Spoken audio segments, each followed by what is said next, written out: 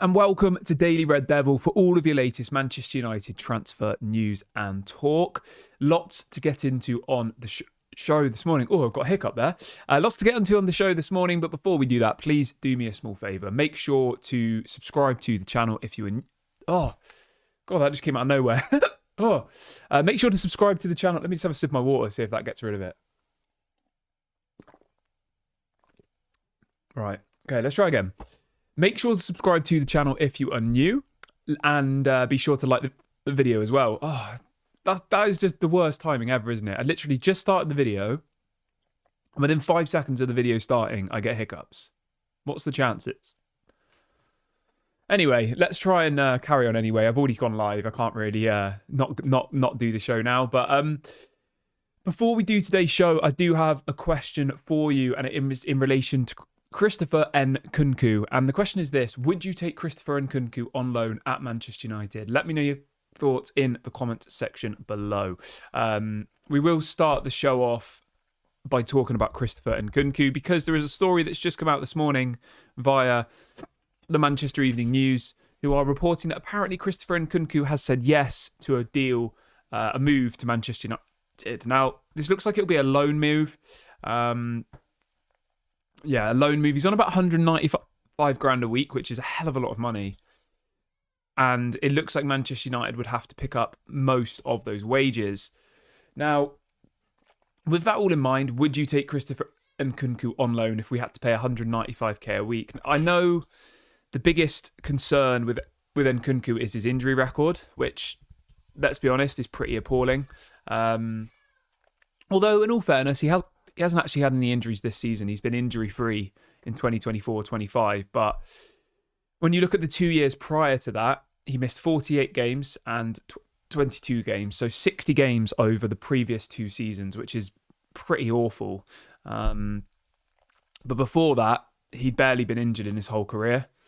And obviously was an absolutely phenomenal player for RB Leipzig in the Bundesliga. I like Christopher Nkunku. I was quite jealous when Chelsea signed him. Obviously, he went to Chelsea and the injuries just suddenly started to appear. And his first season at Chelsea was, well, it was a disaster, wasn't it? He barely played at all. But I think if we could bring him in on loan, I mean, if it's our only option, then I probably would consider it, because we desperately do need to strengthen our attacking line. Obviously, we have lost Anthony. We have lost Rashford, pretty much. So now our attacking options, if you look at the bench for yesterday's game, it just shows how weak our attack is. I know we've got Ahmad. I know we've got Garnacho. Like, we do have options, but when you want to change a game off the bench and you look at our bench, it's not great. And I think Christopher Nkunku would be a welcomed addition to that squad if there was no other option. Obviously, you know, if we can go and sign somebody else like Nipan or maybe Rayan Cherki, someone like that, I would probably take them over Nkunku. But like, when you look at our bench yesterday, right, the only attacking player on our bench was Joshua Zirkzee. We had a goalkeeper, 2 centre-backs, a left-back, 2 DMs and 2 central midfielders, and Joshua Zirkzee, and that was it. And we don't really have that many injuries, do we? Obviously, Rashford's not part of the team. Mason Mount's out injured. And other than that, Luke Shaw's injured, but there isn't really any attacking players missing at the moment. You know, we've got full-strength squad. Højlund, not doing it for me. I mean, I don't understand how we spent so much money on Rasmus Højlund. I just, even if we get a new goalkeeper, we get wing backs, we get all these things that we need, I still just don't see how Højlund's going to be good enough to lead the line for Manchester United, to be honest. I just think I put out a tweet last night, right? And I'm being genuine here. And this is going to sound really harsh, but this is just my opinion. I genuinely think that Rasmus Højlund is the worst starting striker in the Premier League. And what I mean by that is, obviously there's worse strikers in the Premier League than Rasmus Højlund, but I mean, he's the worst number 1, if that makes sense. So like, Højlund is our starting number 9, isn't he? If you look at every other team in the Premier League, even you look at look at Tottenham below us. They've got Dominic Solanke. You look at Everton. They've got Dominic Calvert-Lewin. I'd probably take him over him. Leicester, they've got Jamie Vardy. They've got some other people. Wolves, Mateus Cunha is their striker. Ipswich have got that Delap guy. I'd take him over Højlund. And then even Southampton, even if you go to, the bottom team in the Premier League, they've got that, what's he called, Dibbling, Tyler Dibbling. So it is pretty worrying, I think, because I think the Man United fan base have stuck behind Rasmus Højlund for a long time. We've said, he's not getting service, he's not getting this, but I think it's gone past that point now. The rest of Rasmus Højlund's game is just seriously lacking, and I'm worried for him, because I think at this point the best thing for Højlund would be to go out on loan somewhere. I don't think he's ready to play at this level in the Premier League. I know he scored some goals in the Europa League, fine, but in the Premier League, I think I saw a stat yesterday that he scored like 12 goals in 48 games in the Premier League. I mean, that's awful. Absolutely terrible. When you compare that to someone like Alexander Isak, right? You compare that to, like Alexander Isak, who this season alone, or Mohamed Salah, top strikers. Salah's got... How many goals has Salah got? He's got 19 goals this season already. Isak's got 17. Haaland's got 18. Palmer, playing as an attacking midfielder, has got 14. Bryan Mbeumo, who plays for Brentford, has got more goals this season alone than Rasmus Højlund has in his whole career in the Premier League. Justin Kluivert, who plays for Bournemouth, has got more goals this season alone than Rasmus Højlund's got in his whole career at Manchester United in the Premier League. And even Chris Wood has got more goals this season than Højlund has in like 3 seasons. So, it's easy to say, he doesn't get service, he doesn't get this, he doesn't get that. But let's be honest, Chris, these other players that we mentioned, like, yeah, it's not good, is it? But, right, let's see what people are saying in the chat this morning. People are saying that Højlund can't control the ball. Thomas says that we were ripped off for Rasmus Højlund. Yeah, I agree. Somebody said that Højlund is the worst striker in Manchester United's history. I think that's a bit harsh. I probably would genuinely take Weghorst over Højlund, though. Would you not? At least Weghorst did offer us something. I don't know what Højlund offers us. The only thing that he offers us is the fact that he's a Manchester United fan. Really. But yeah, he needs to go out on loan. Obviously, we're not going to be able to sell him. But anyway, yeah, back to Christopher Nkunku. He has reportedly this morning said yes to a potential... This hiccups is doing my head in. He has reportedly said yes to a loan move to Manchester United. So we'll see how that one progresses. Obviously, as I said, I would like to know your thoughts on this one. So this is coming on the Manchester Evening News website. It says that according to Manchester Evening News, Christopher Nkunku is keen to move to Manchester United after a move to Bayern Munich fell through. It says the Frenchman was said to be close to agreeing a deal which would mark his return to the Bundesliga. However, they couldn't reach an agreement with Chelsea. It has been claimed that Chelsea have set a 70 million euros asking price for Nkunku. And then it goes on to say that Nkunku to Manchester United is one to watch in the final weeks or the final week of the window. So there you go. That's that. But yeah, let's move on from that though. And let's talk a little bit about Marcus Rashford quickly. I assume everybody has already seen Ruben Amorim's comments about Marcus Rashford, and he has completely destroyed Rashford. And Rashford has kind of bitten back a little bit. So Rashford put out a story last night on Instagram saying, "Congratulations on the win, lads." It's a really, really weird situation, isn't it? Because I just don't know what's going on here, to be honest. So Amorim said the following on... This is what he had to say about Marcus Rashford. He said, "I would rather put the goalkeeper coach, who is 63 years of age, on the bench before a player who doesn't give everything." That was in relation to Rashford. He was asked why Rashford wasn't on the bench, and his answer was that he'd rather put a 63-year-old goalkeeper coach who's not even like he's not even like a registered footballer. He's like I saw a picture of him. He's like a pretty overweight 63-year-old man, you know, who's a goalkeeper coach. And he was saying he would rather put him on the bench than Rashford. I mean, that's probably the most damning comment that you could ever get, really, isn't it? You'd rather put someone on the bench who can't even play football over somebody who is a professional footballer on 350k a week. It's crazy. And I you know what? I love Ruben Amorim for it, because if it was Erik ten Hag, Marcus Rashford would be playing every single game, walking around the pitch like he doesn't care, like he did for the last 2 or 3 years, right? And I love Ruben Amorim for this. And I think this is why the Man United fan base as a whole have got such a strong attachment to Ruben Amorim already, because of how truthful he is, because he's almost like a fan. Do you know what I mean? Like, he sees what we sees and he's honest about it. Whether or not Jim Ratcliffe and the board like it is a whole nother matter, because I don't know. If this was under the Glazers, I can't imagine. Well, I mean, we are still under the Glazers, but you know what I mean? Like, in the past, they got rid of managers who spoke the truth, didn't they? They got rid of Ralph Rangnick because he spoke the truth. They didn't like the way Mourinho spoke in press conferences. They got rid of him.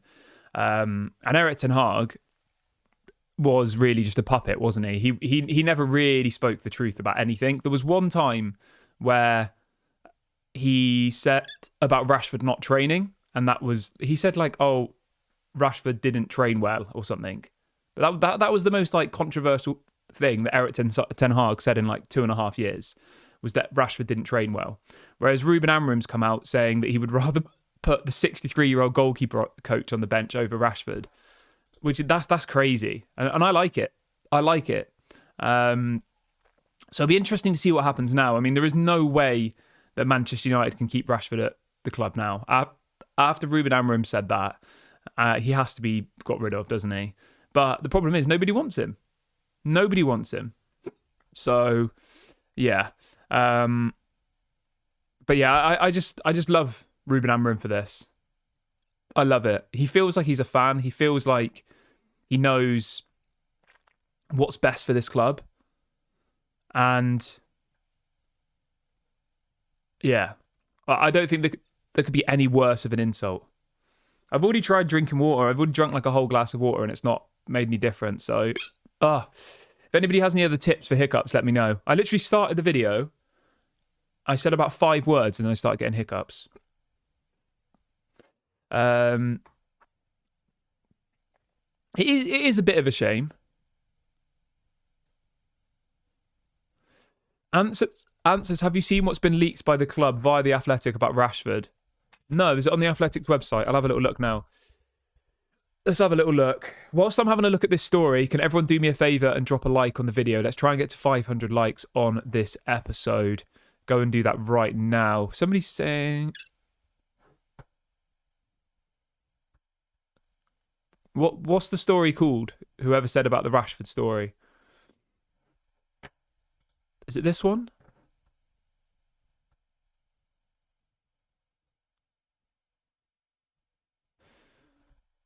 So on The Athletic's website this morning, it says The Athletic revealed at the beginning of January that Ruben Amorim dropped Rashford after asking him about his social life following reports of a night out on the Friday before United played Everton on the Sunday. United as a club want more from Rashford in terms of application. And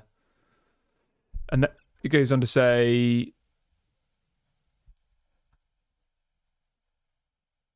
It just says that he's available for loan. And it says that Rashford wants to move to Barcelona. I mean, I'm sorry, but that's inexcusable.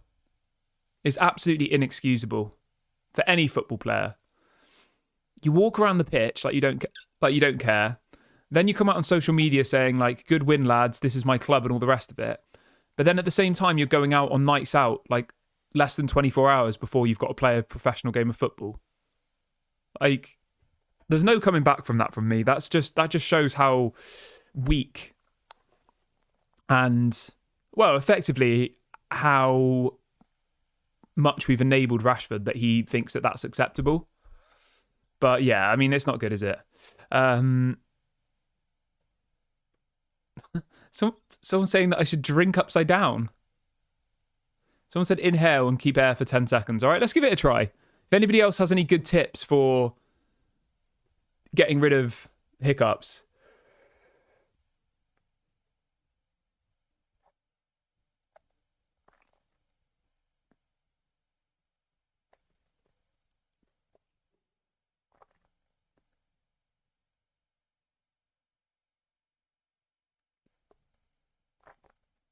Right. Let's see if that's worked. That was 10 seconds. Okay. Anyway, let's move on from that. Let's move on over to Dorgu. Sorry to anybody who's joining the video, like what the hell was going on. I've just suddenly got an outburst of hiccups. Other people are saying that I should get some sugar. I'll try all these things after the video, but I can't really do... I can hold my breath and I can drink water whilst I'm live, but I can't really do... I can't really do anything else. I feel like it's gone, though. I think it's gone. I think that worked. So thank you to whoever suggested that. The hiccups have officially gone, I think. I think it's gone. Fingers crossed. Fingers crossed. This is just going to turn into the daily hiccup show, isn't it? Well, hopefully not. Hopefully this doesn't happen again. But anyway, let's move on to Patrick Dorgu. And the hiccups have successfully cleared. We're back in the game. Let's do this. So, Patrick Dorgu. So the latest on Patrick Dorgu, this is coming out from Fabrizio Romano, is Manchester United are set to approach Lecce again early this week for Patrick Dorgu.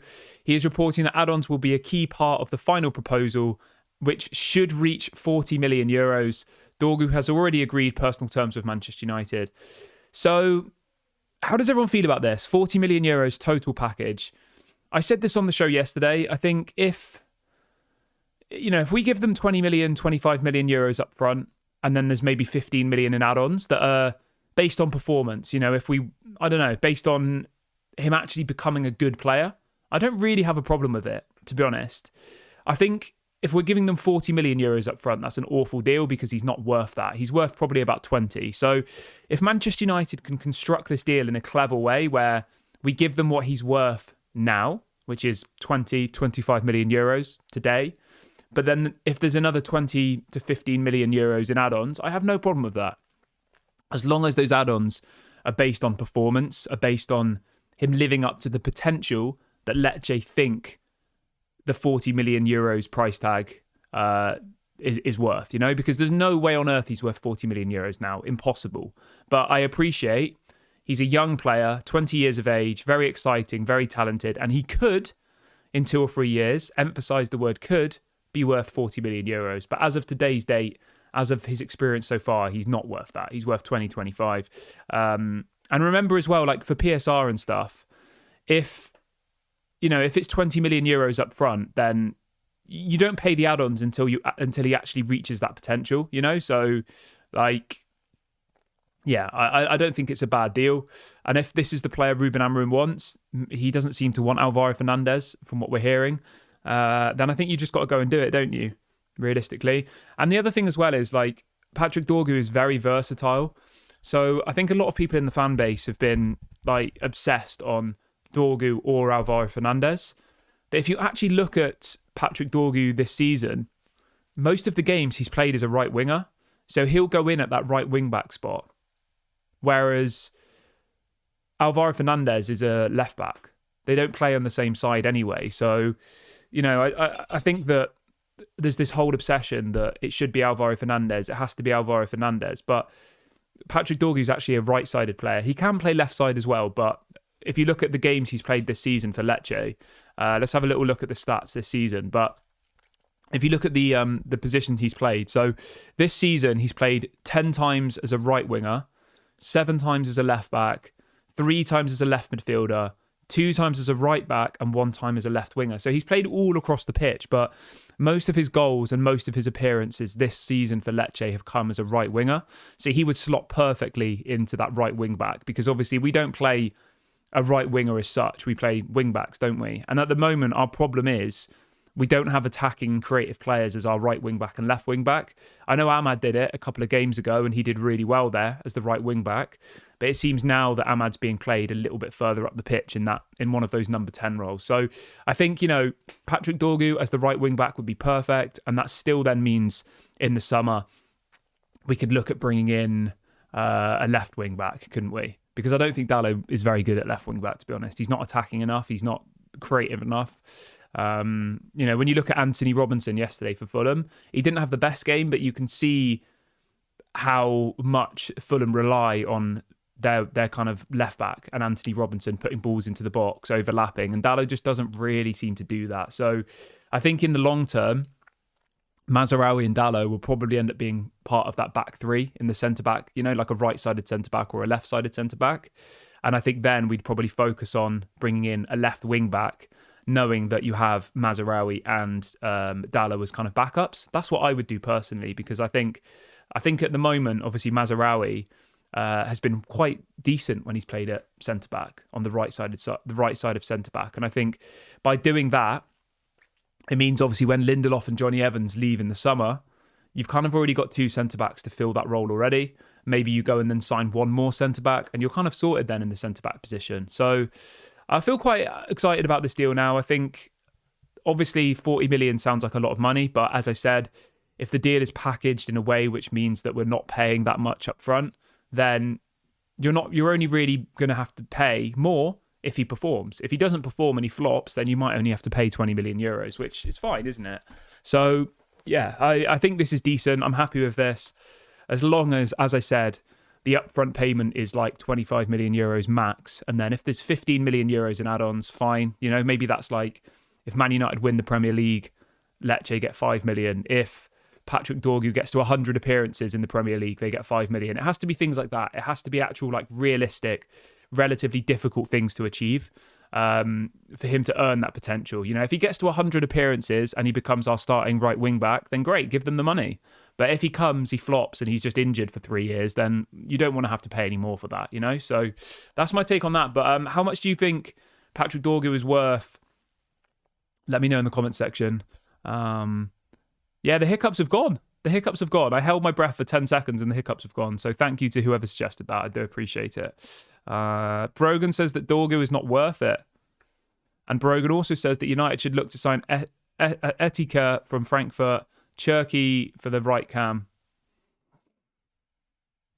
Answers, if Dorgu's going to play as the right wing back, where does Mazraoui fit? Right-sided centre-back, question mark. Yeah, 100%.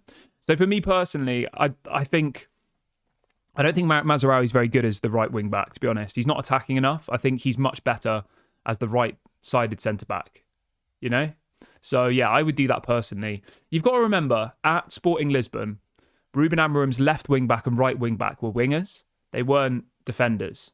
So that's why we're looking at Patrick Dorgu, because he's a player who can operate as a right winger and a defender.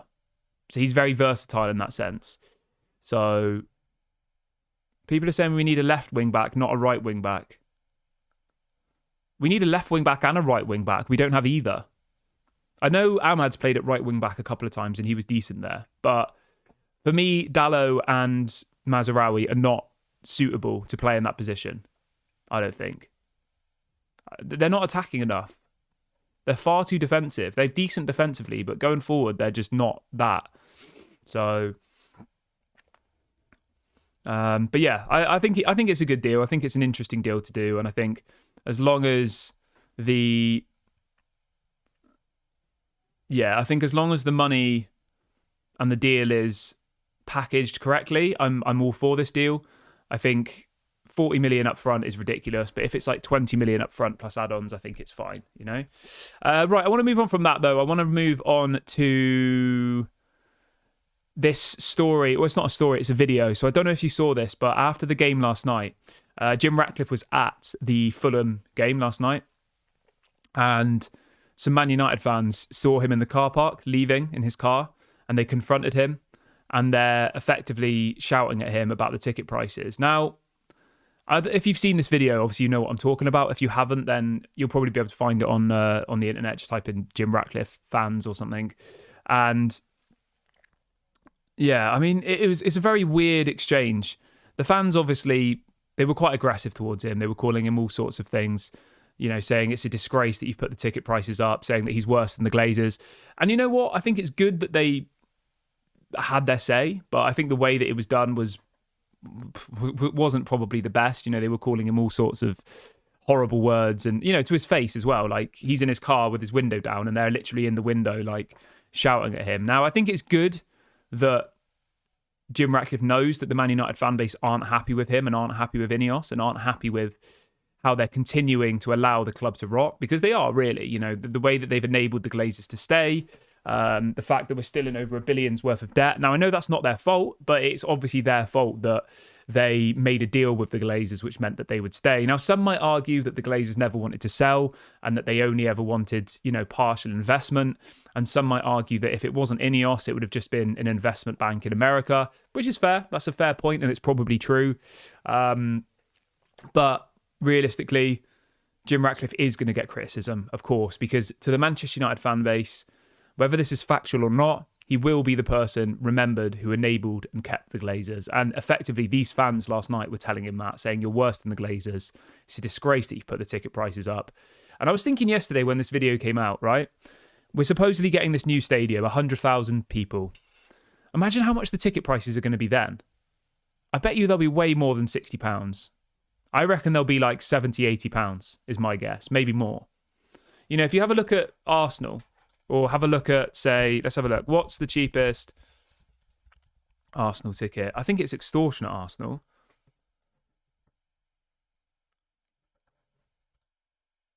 So the average Arsenal ticket price, right,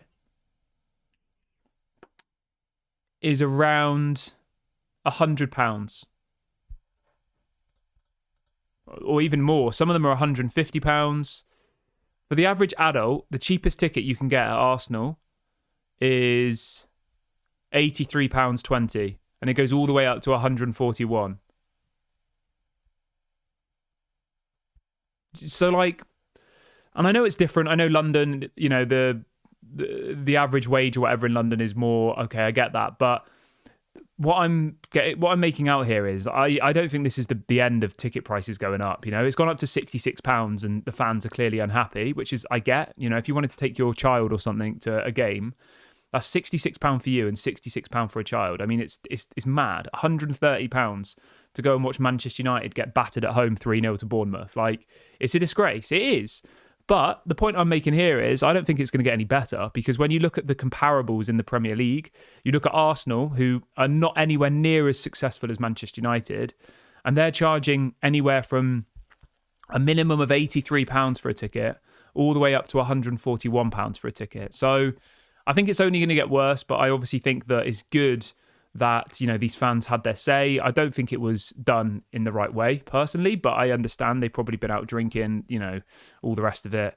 And, so it was good, though. Johnny says, did you hear Jim's song? Yeah, I did hear the Jim Ratcliffe song, yeah. What else have we got here in the chat? Yeah, we haven't spoke anything about yesterday's game, actually. I'm going to be honest, I'm not going to spend too much time on this. Yesterday's game was one of the most boring game of football I think I've seen this season. It was awful, terrible. I was going to do a match reaction, but I was just like, what's even the point? There was nothing really to discuss. When you actually think about it from yesterday's game, what was there to discuss? There was no standout players on either team. There was no exciting moments for either team, really. Martinez scored, I mean, I guess you'd say a dodgy goal, realistically. The Ahmad goal, I think, actually was a goal if you look back at the clips. But other than that, I mean, what is there really to discuss? Toby Collier saved us the game. So, yeah, I was going to do my match reaction. I just thought, like, what am I even going to say? It was awful. Absolutely awful. Obviously, we won, which is good. 3 points. That's, I guess, all that matters. But from a fan's perspective, watching Manchester United is not entertaining at all, in the slightest. Would you agree? Like, does anybody watching this video actually enjoy watching Manchester United's football at the moment? From an entertainment perspective, Like, are you sat there on the edge of your seat like, oh my God, this is so entertaining? You're not, are you? We're either losing badly or we're parking the bus against the bigger teams,